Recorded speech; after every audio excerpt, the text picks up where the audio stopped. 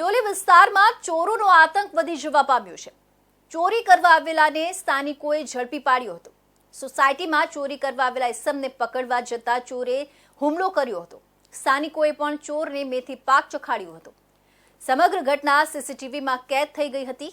લોકો દ્વારા ચોરને પોલીસને સોંપી દેવામાં આવ્યો હતો। સુરત શહેરના ડિંડોલી વિસ્તારમાં મોડી રાત્રે ઓમનગરના લોકોએ એક ચોરને ઝડપી પાડ્યો હતો।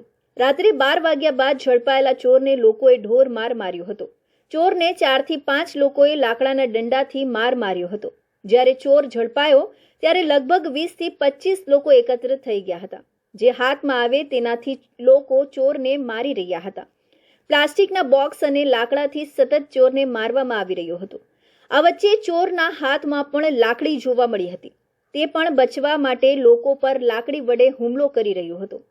આ દરમિયાન લોકોએ પોલીસ પીસીઆર વાનને પણ જાણ કરી હતી। પોલીસ ઘટના સ્થળે પહોંચી હતી। જો કે પોલીસે અત્યાર સુધી ફરિયાદ લીધી નથી। ડિંડોલી વિસ્તારમાં આવેલા ઓમનગરમાં છેલ્લા ઘણા સમયથી ચોરીની ઘટના વધી હતી। આ દરમિયાન 10 નવેમ્બરના રોજ રાત્રે 12 વાગ્યાના અરસામાં લોકોએ એક વ્યક્તિને ચોર સમજીને પકડી લીધો હતો। લોકોને આશંકા હતી કે તે ચોરી કરવા માટે આવ્યો છે। હાથમાં ટોર્ચ લાકડી લઈને લોકો તે વ્યક્તિ પર તૂટી પડ્યા હતા। લગભગ 20 થી 25 લોકો સોસાયટીના એકત્ર થઈ ગયા હતા। 2 વ્હીલર પર અથવા તો કોઈ દોડીને ચોરને પકડવા માંગતા હતા। બધાના હાથમાં લાકડીઓ હતી। લોકોએ ચોરને પકડીને માર મારી રહ્યા હતા।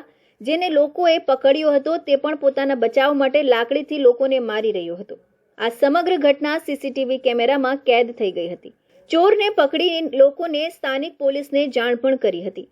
આ સમગ્ર મામલે ડિંડોલી પોલીસ મથકના પીઆઈ આરજે ચુડાસમાએ જણાવ્યું હતું કે ઘટના ઓમનગરની છે, જ્યાં લોકોએ ચોર સમજીને એક વ્યક્તિને માર માર્યો છે।